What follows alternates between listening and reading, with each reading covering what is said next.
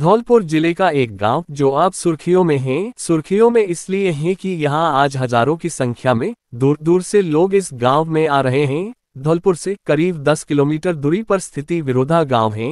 ये गांव अब एक संत की वजह से बना धाम। करीब 2 साल पहले साधारण मनुष्य मनीष पटसारिया उर्फ दाढ़ी वाले बाबा निवासी विरोधा गांव जो 12 ज्योतिर्लिंग की पदयात्रा करके अपने गांव विरोधा लौटे।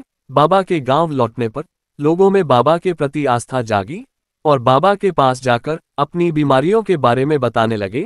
अपने दुखों को बताते बाबा उनको जल पढ़कर देते। ये बात धीरे धीरे आसपास आग की तरह फैली और दूर दूर से लोग अपनी बीमारियों से निजात पाने के लिए बाबा की शरण में आने लगे। इस सच्चाई को पता करने की उत्सुकता जागी और हमारी टीम विरोधा धाम पहुंची। वहां देखा कि सुबह से लेकर शाम तक हजारों की संख्या में श्रद्धालुओं का तांता लगा रहा। वहां बताया गया कि बाबा का दरबार सोमवार और मंगलवार को लगता है। यहां बाबा के पास कोई भी आता है बाबा उसको जल पढ़कर देते हैं। ऐसा बताया गया है कि बाबा के जल पीने से कई खतरनाक बीमारियां दूर हो जाती है। ऐसे लोगों में बाबा के प्रति आस्था है। धीरे धीरे बाबा का चमत्कार चारों ओर फैलने लगा। आज हजारों की संख्या में लोगों की भीड़ बाबा के पास जल मंत्र लेने के लिए आ रही है। हमने मौके पर जाकर बाबा से बात की और वहां आए हुए लोगों से भी सच्चाई को जानने का प्रयास किया। हमारी टीम रामसेवक राठौर, रंजीत सिकरवार और सुनील जगरिया ने वहां के हर पहलू को देखा और समझा। दुखी लोग बाबा के पास एक आस्था लेकर आते हैं और वह बीमारियों से छुटकारा पाते हैं। ऐसी वहां आने वाले लोगों की आस्था है। इसमें कितनी सच्चाई है ये हम नहीं कह सकते, लेकिन यहाँ आने वाले लोगों की बाबा के प्रति आस्था अटूट है।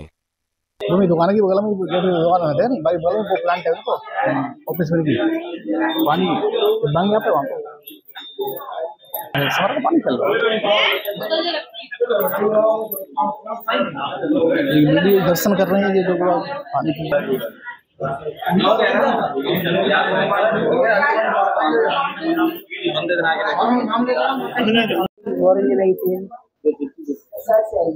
राधे राधे। बैठ जाओ भैया, बैठ जाओ।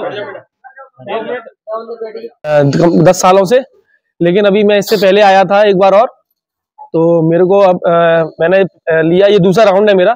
तो पहली बार मैंने लिया तो मेरे सांस लेने में तकलीफ होना बंद हो गई। 7 दिन में कोई गोली नहीं खाई, कोई कुछ नहीं खाया। जय विरोधा धाम सरकार की। ये मेरा दूसरी बार है, दूसरी बार की बोतल है मेरी। दूसरी बार महाराज जी की चरणों में मैं सत्तर नमन करता हूँ। हर हर महादेव, हर हर महादेव। अब इस बेटी का बुखार देखो, कोई भी अगर एक्सपर्ट हो चेक कर सकता है। बुखार आ रहा है ना। अब अभी कितना मिनट हुआ है आपको? धौलपुर से। धौलपुर से पहली बार आए हो? नहीं, तीसरी बार। तीसरी बार। क्या नाम आपका? मिंकी गर्ग। आप इनके साथ तो? हाँ, आपका क्या नाम है? रिंकू गर्ग। रिंकू गर्ग। क्या समस्या थी आपको? समस्या इनकी एक गांठ की परेशानी थी और आए जब से बहुत आराम है, काफी आराम। जल पीने से काफी आराम। गांठ में इनकी में आराम है? हाँ, आराम है। तीसरी बार आप आ चुकी हैं? ठीक है। क्या नाम आपका? मनोज। कितनी बार आ चुकी है आप यहाँ पर? चौथी बार आए। क्या समस्या थी आपको? मेरी खांसी थी, एलर्जी थी थोड़ी। ठीक है। जल पीने से आपको आराम है? हाँ, आराम है। कितना आराम है? बहुत आराम। सिर्फ आपने जल पिया है? हाँ। और कोई दवाई नहीं ली है? जल पीने से आपको बहुत आराम है? हाँ। मागरोल के रहने वाले? मागरोल। ठीक है। बैठे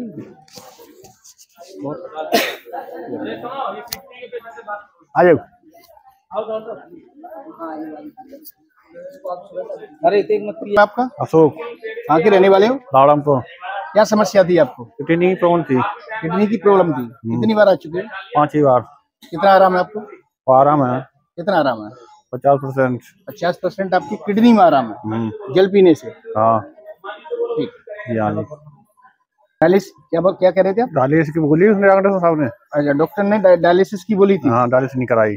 लेकिन महाराज जी के जल पीने से आपकी डायलिसिस नहीं हुई? हाँ। आपको ऐसा विश्वास है कि आप ठीक हो?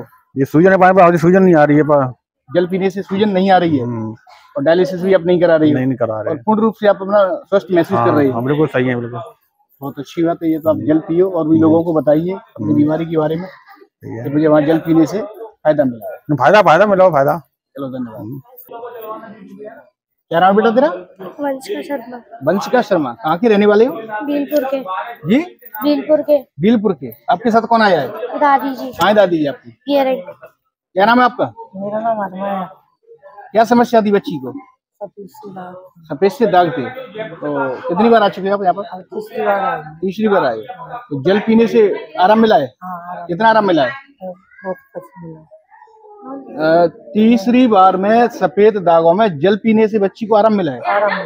तो अब तो इसके कहीं सफेद दाग दिखाई नहीं दे रहे हैं। ऐसे नहीं दिखाई देते हैं ना पैरों में। इसको दिखाओ एक बार, कैमरा पर लगाओ, कहीं भी इसको सफेद दाग दिखाई नहीं दे रहे हैं।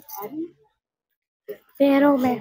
पैरों में अब सही है बेटा, पानी पीने से सही है। हाँ, पानी पीने से सही है, आराम है।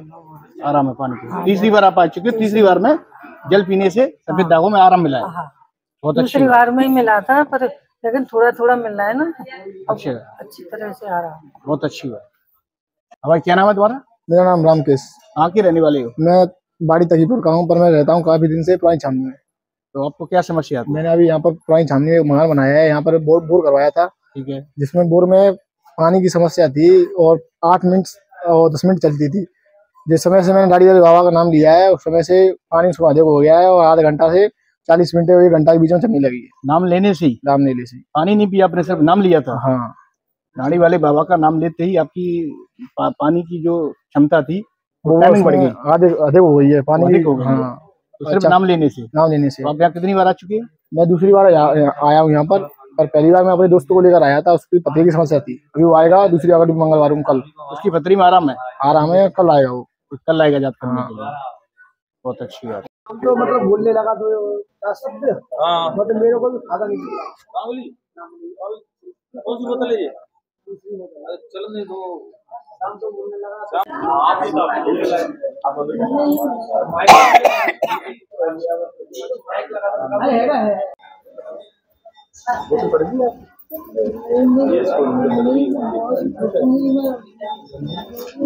बुराना धाम पर आए हुए हैं और दाढ़ी वाले बाबा का आश्रम है। यहाँ काफी लोग सुन के आ रहे हैं कि यहाँ पानी पिलाया जाता है। और आज हम इनसे रूबरू होते हैं, दाढ़ी वाले बाबा जी से।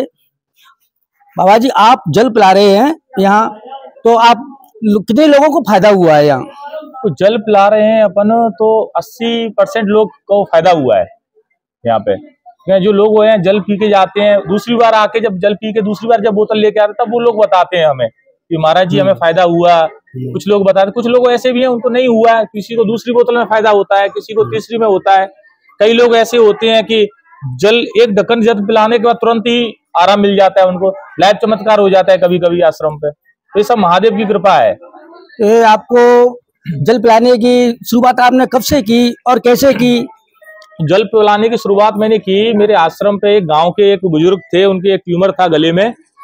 तो वो मेरे पास आए थे, उन्होंने मुझसे कहा था कि ऐसा है कि मुझे आप थोड़ा सा इस पे आप 12 ज्योतिर्लिंग करके आए, उस पर थोड़ा सा हाथ लगा दो कि मेरा ठीक हो जाएगा। मैंने कहा कि बाबा ऐसे हाथ लगाने से ठीक नहीं होता है, आप एक बार डॉक्टर को दिखाइए। तो उसने कहा मैं डॉक्टर को इसलिए नहीं दिखाऊंगा, डॉक्टर को दिखाऊंगा तो वो कैंसर घोषित कर दे जाएंगे, मैं वैसे ही मर जाऊंगा।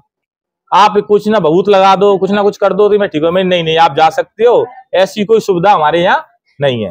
दूसरे दिन जब वो आए तो उन्होंने हमसे बोला कि बाबा मेरा तो ये ट्यूमर है वो ठीक हो गया, आपकी कृपा से आपने जल पिलाया वो ठीक हो गया। मुझे अंदाज नहीं है कि मैंने जल पिलाया भी था या नहीं, मुझे कंफर्म नहीं है मेरा।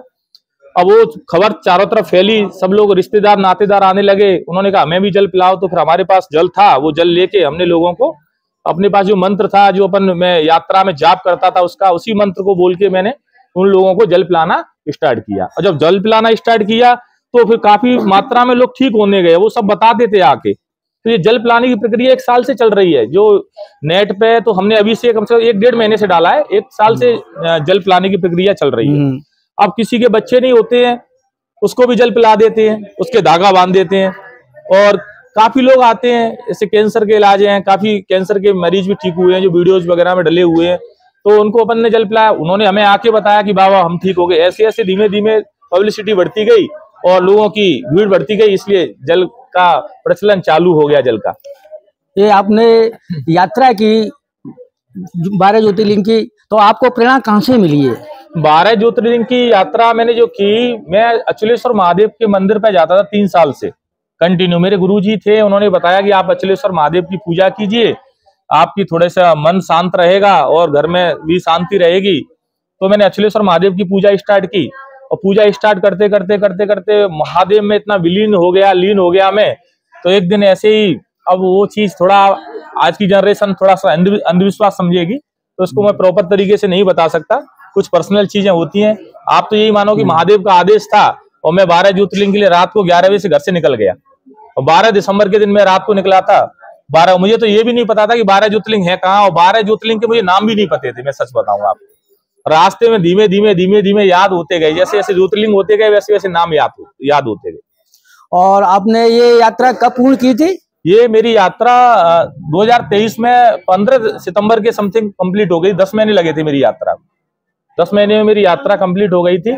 और मैंने जहां से यात्रा स्टार्ट की थी वहीं पे आके समापन की थी। केदारनाथ में मेरे 12 ज्योतिर्लिंग कंप्लीट हो गए थे। उसके बाद भी मैं केदारनाथ से पैदल ही आया था, अपने धाम बिरौना धाम के लिए पैदल ही आया था।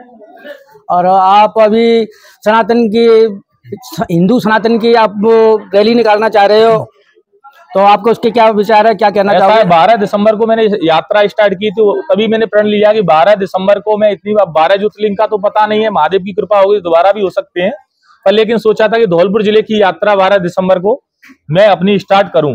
अभी काफी बड़े बड़े संत हैं अपने भारत में, वो भी एक सनातन धर्म की यात्रा निकाल रहे हैं, और मैं भी सनातन से जुड़ा हुआ हूं।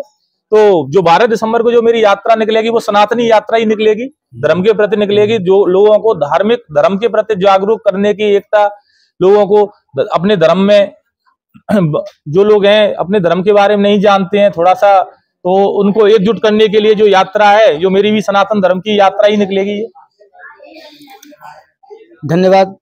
अभी आपसे रूबरू हुए मनीष पटसारिया और दाढ़ी वाले बाबा के नाम से प्रसिद्ध है ये बिरौंदा धाम।